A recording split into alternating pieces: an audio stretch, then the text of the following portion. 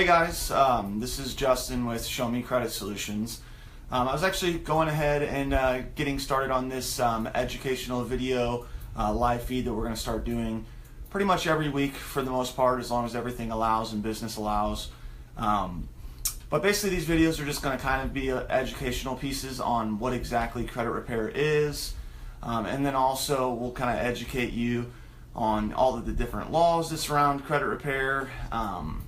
We're going to kind of go through just really everything that comes with credit repair, whether it's settling debts, all of the different laws that we use to leverage your consumer rights, and then also just kind of a little bit of a initial background we're going to go over this week. This week's topic is going to be kind of who we are, how we were founded, and then also just kind of going over what exactly credit repair is. A lot of people, they get confused. They think that credit repair is the same thing as debt consolidation or debt settlement, things of that nature. So just a little background about us, for all the people who are watching who maybe have considered signing up with us or have seen us, on your news feeds, and you've got issues going on with your credit and maybe you've been hesitant to sign up.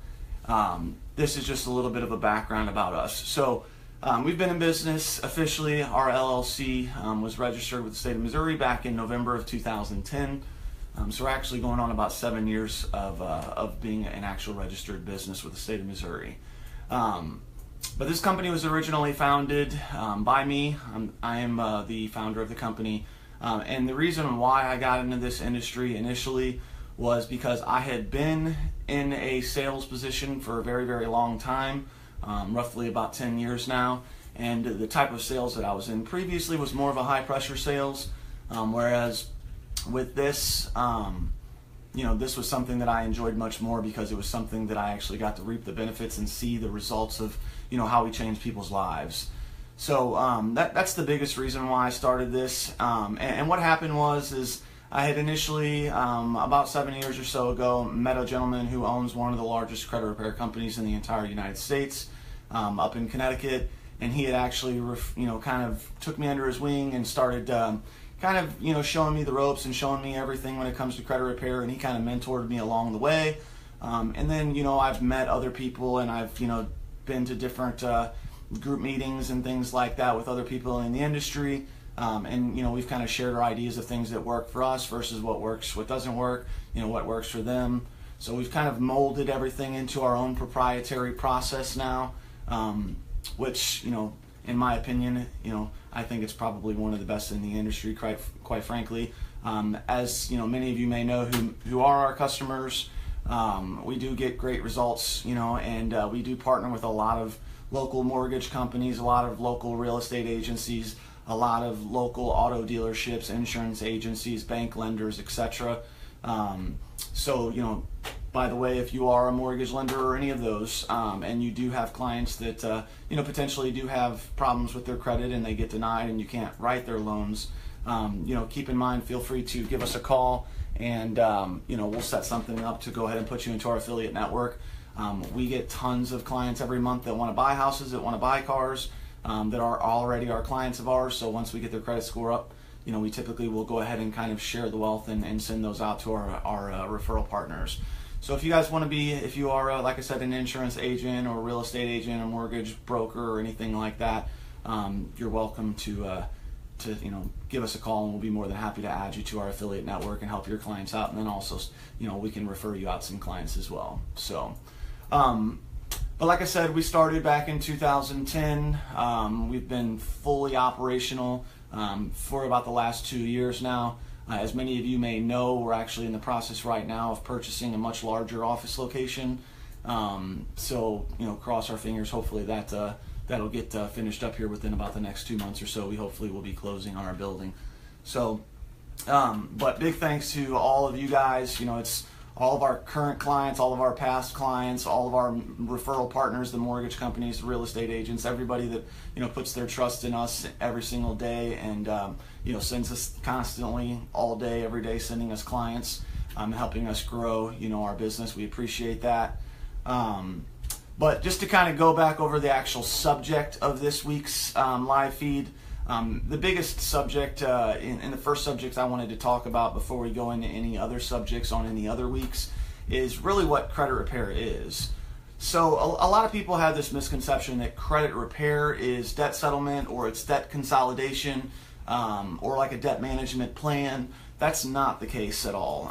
Of course, we do have our sister company, which is Nationwide Debt Solutions, that also does debt settlement as well. But our particular company, ShowMe Credit Solutions, this company is a credit repair company. So what credit repair companies do is we don't consolidate your debts. We don't do debt settlements unless it's necessary. But what credit repair does is we leverage your consumer rights to work on getting anything that's inaccurate, anything that's past the statute of limitations, anything that's obsolete, anything that's just not really supposed to legally be on your credit report to begin with. Now, what most consumers don't realize is that most of the time when you look at your credit report, you would be amazed at how many times that we look at somebody's credit report or they look at their credit report and they think their only option is to file bankruptcy. Well, the only time that I would ever really refer anybody to file a bankruptcy is if you were going through like a divorce and you had a $300,000 house that was getting ready to get foreclosed on or something of that nature. Then I would say, go ahead and file bankruptcy. That may be an option for you. But if you're just the typical average consumer that just has, a bunch of old medical bills and utility bills and old cell phone bills and, maybe a repo here or, some charged off credit cards there, that's definitely not something in most cases that I would recommend doing a bankruptcy on, because quite frankly, a lot of the times, most of those things that are on your credit report to begin with are not legally supposed to be on your credit report in the first place. And there's laws that protect the consumer that most consumers don't know about. So the first law I want to go over with you guys is the Fair Credit Reporting Act. Okay, the Fair Credit Reporting Act is a law that was basically put into place to protect consumers and give consumers the right to basically dispute things with the credit bureaus or audit the credit bureaus on anything that's on your credit report that you feel is not accurate 100%, or there's anything that maybe is obsolete, maybe it's past the statute of limitations, maybe it's reporting one way on one credit report and then it's reporting completely different on another credit bureau. Because keep in mind, there's 3 credit bureaus. There's the 3 main credit bureaus. There's Equifax, there's TransUnion, and there's Experian. So maybe one of them is reporting it a certain way, the other 2 are reporting inaccurately. So then what your right is under the Fair Credit Reporting Act is it gives you the right to challenge and audit the credit bureaus on these items and let them know, hey, look, I'm disputing this for this particular reason. Or let's just say you've got 5 accounts on your credit report that you don't believe are yours. You don't recall them. You don't know where they came from. So you have the right under the Fair Credit Reporting Act to challenge those items. So what we would do is we would send out the audits to the credit bureaus and say, these are the items that we're challenging. And at that moment, the Fair Credit Reporting Act states that the credit bureaus have to provide validation of that debt within 30 days from the date that they receive our dispute. So at that moment, we send those certified mails so that way we have signature to show that these are the dates that they received them, and we know that they have 30 days from that day to send the response back. If they do not send the responses back within 30 days, then they're actually in violation of the Fair Credit Reporting Act, and they can actually be sued and fined. So what will happen is when we send those off to the credit bureaus and we challenge, let's say, these 5 collections, what they're going to do is they're going to send those to the actual creditors or the collection companies, and they're going to let them know that these are the items we're challenging. Now, those companies have to provide the credit bureaus with proper validation of these debts within 30 days. If they cannot come up with all of the documentation, which a very, very large portion of the time, especially with collection companies, they can't provide those documents, then what happens is they will notify the credit bureaus that they were not able to properly verify the item, or they just won't even try to even respond to the credit bureaus. And then at that point in time, the credit bureaus will have no choice, but under the law, the Fair Credit Reporting Act states that they have to delete those things from your credit report in the event that that happens. So what's going to happen is let's say we challenge those 5 items, they send it off, and none of the companies can confirm the documentation or provide the documentation to the credit bureaus that we're requesting. Then they have to remove it from your credit report, and what will happen is every 30 days you will get responses in your mailbox from all 3 credit bureaus letting you know what all we've gotten deleted off of your credit so far that month and what still remains that was able to be validated. Now, keep in mind, There's literally about 26 different reasons on why we can audit the credit bureaus for each item. So even though just one item comes back and it shows that it's been verified, that's not the end of it. We can always go back and re-audit them for a separate reason, or any other inaccuracies or anything like that. So that being said, that's one of the ways that credit repair works as far as getting things deleted off your credit. You have to understand that a lot of times these collection companies that are reporting to the credit bureaus, these are very, very small, little bitty, tiny, collection companies that are purchasing debts and $100,000 worth of debt from some lender, and then they're going and they're calling these people and hoping to collect on it, and they're paying pennies to the dollar to get this information from these original creditors. Now, when they do that, a lot of the times these original creditors are selling them debts that are 4, 5, 6 years old. Now, with that being the case, you got to keep in mind that with that being the situation, these companies, they've already wrote these debts off as a loss on their taxes several years ago. And a lot of the times these original creditors, they don't have the documentation to be able to provide to the collection company for that collection company to be able to properly validate that debt and to be able to legally collect on it. So that being said, that's the reason on why they're not able to do that, and that's the reason why you'll get letters in the mail every month letting you know that several things have been deleted off of your credit for each round that we do for you. Also, another law that is part of the credit repair process is called a law called the Fair Debt Collections Practices Act. So the Fair Debt Collections Practices Act is very, very similar to the Fair Credit Reporting Act, except for instead of mandating the credit bureaus like the Fair Credit Reporting Act does, the Fair Debt Collections Practices Act actually is what mandates collection companies. So it basically makes sure that they are fairly collecting, hence the word Fair Debt Collections Practices. So what it does is, if you ever notice on any phone call that you may have ever gotten from a collection company, or even any letter that you get from any collection company, the first thing that they'll do when they call you is they'll stop you and they'll say, first, before we go through anything, this is an attempt to collect the debt. Any information obtained will be used for that purpose, so on and so forth. And also, any collection letter that you get, you'll notice that does the same thing. It has the disclaimer on there that just says this is an attempt to collect a debt. You have the right to dispute the validity of this debt within 30 days, so on and so forth. So the reason for that particular law is because it mandates the collection companies, and it gives us, the consumers, the right to request validation directly from the collection companies.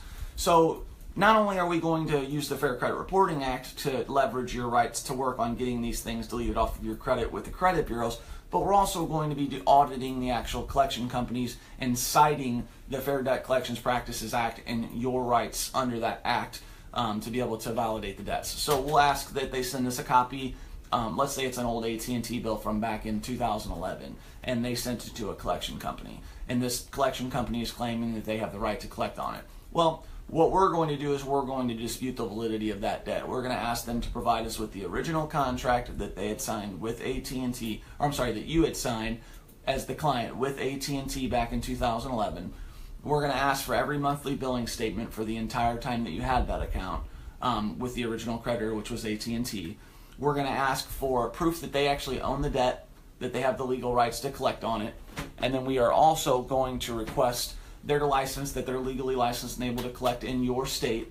And there's there's literally like 15 different things that they have to provide us with. If they cannot provide us with all of that documentation, then legally they are not properly validating the debt. And so what'll happen is whenever they, when we send them that debt validation request, if they can't provide that proof within 30 days from the date that we ask for it, then they also have to cease collection activity, because at that point in time, in the eyes of the law, that debt becomes considered to be an unverifiable debt.